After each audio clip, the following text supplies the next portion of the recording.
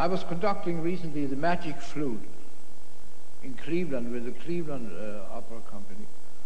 And in my research, I found an opera that was written by Mozart. But this is a very charming opera.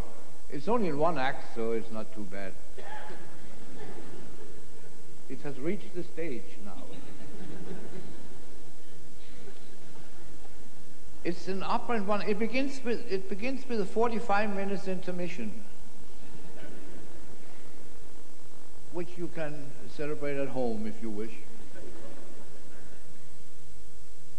And first you hear the overture, but as soon as the tour is over, the curtain rises.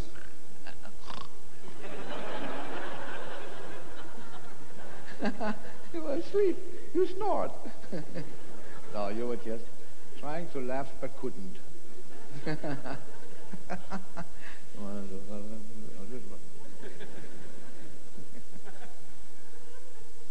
Would you like to hear something else? No, okay. Yeah. Well, glad that somebody has a good time. And then you hear the overture, and then as I said, when the tour is over, that's when you began. As soon as the tour is over, the curtain rises. Otherwise, you couldn't see a thing. On the stage are two large trees. First, the tenor comes in. He's supposed to meet his soprano, the leading lady, and she hasn't arrived yet. So he hides behind the tree, and she comes in a little later and doesn't know that he's there. She's supposed to meet him, but she had no idea he's behind the tree. So she hides behind the other tree. She knows it because she must have seen it during rehearsals, of course. But she pretends. Either that or she's plain stupid.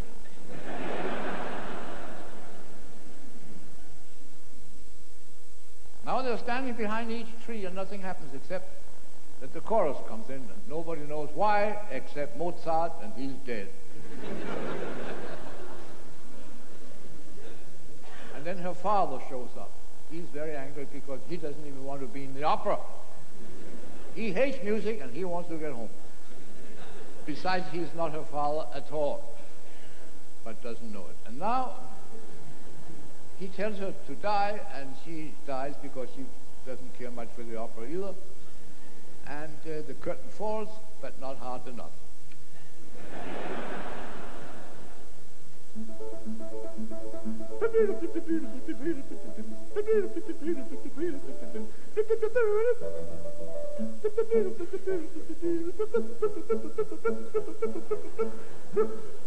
This was...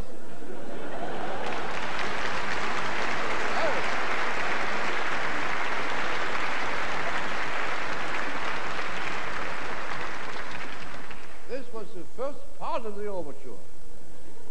Now you're going to hear the second part, and that's exactly the same.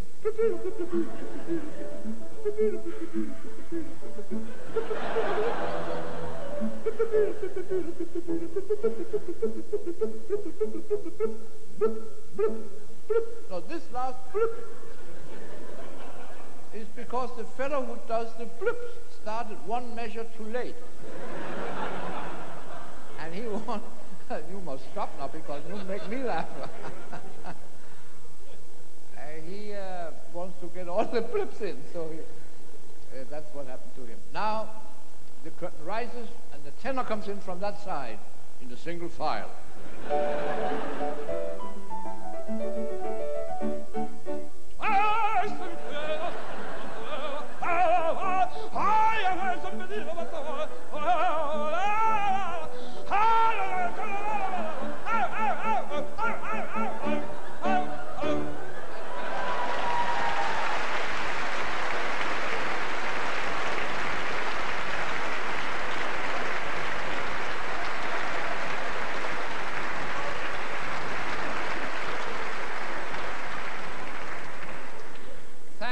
I'll tell him. I can hear you are opera lovers, opera lovers.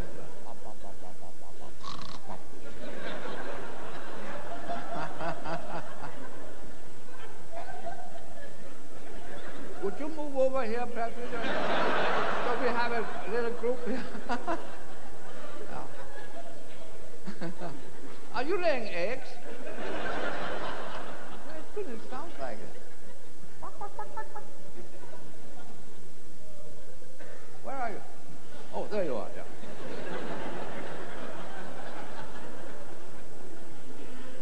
Now he's behind a tree. And he can't wait for her because he has to, but he is very anxious to see her again. One should think.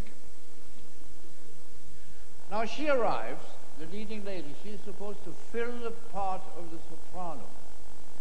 She not only fills it, she overflows it. She's a big soprano. That's what she is. She carries a lot of weight to the opera. And she arrives. She's about 4.5 feet tall, lying down.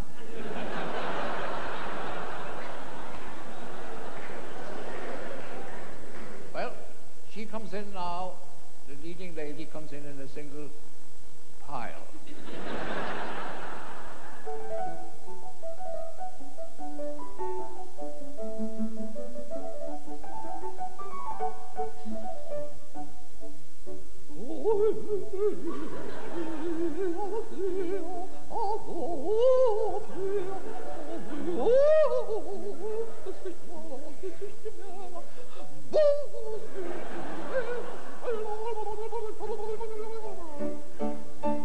She goes behind the other tree and, well,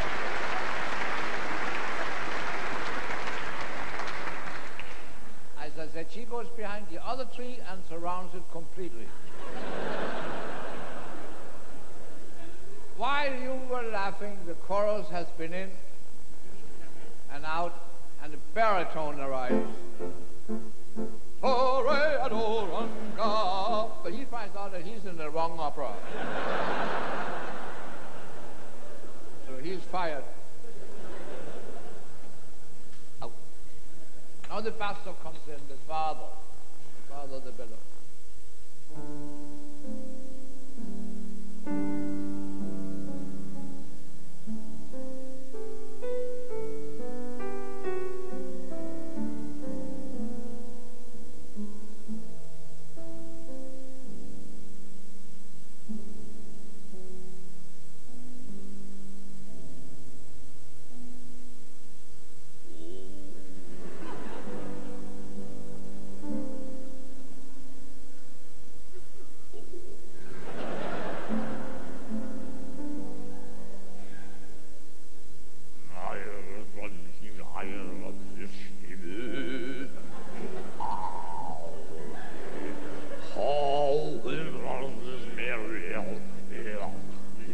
He's drinking a lot also.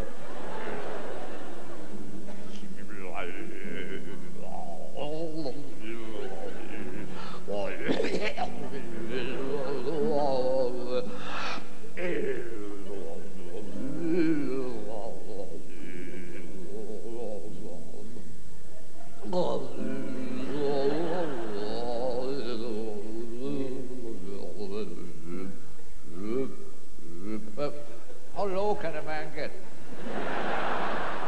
He has now told her all he wants her to know, and she sings her death aria.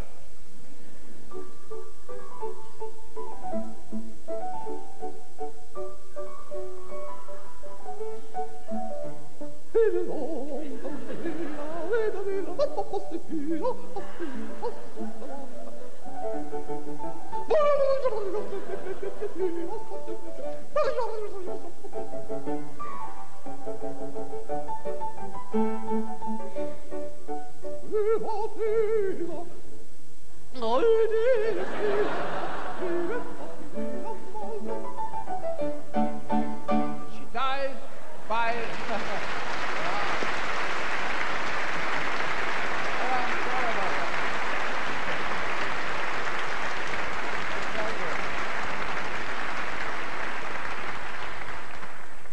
Actually, she dies by stabbing herself between the two big trees there on the stage. It's not important. didn't see opera.